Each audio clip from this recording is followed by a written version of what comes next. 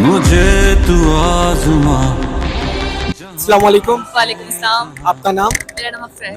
तो आज आप पाकिस्तान आर्मी की तरफ से गोल्ड मेडल आई है, तो आपका कैसा जोश और जज्बा है? मुझे बहुत अच्छा लगा। मैंने इस मेडल के लिए बहुत मेहनत की थी और मैंने इसके लिए बहुत ज़्यादा मेहनत की थी, और जब ये मेडल मिला मुझे यकीन नहीं था कि मैंने इसको अर्न कर लिया है। और आगे आप क्या करना चाहेंगे आर्मी के लिए?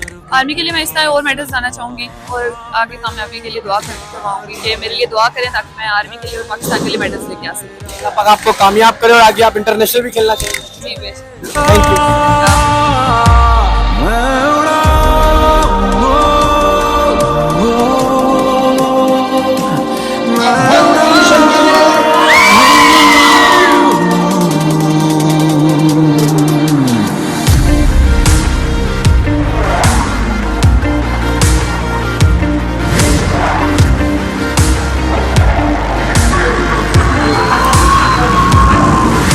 दुआओं से मिला ये जोश वलवला, कभी न होगा कम, खुदा से है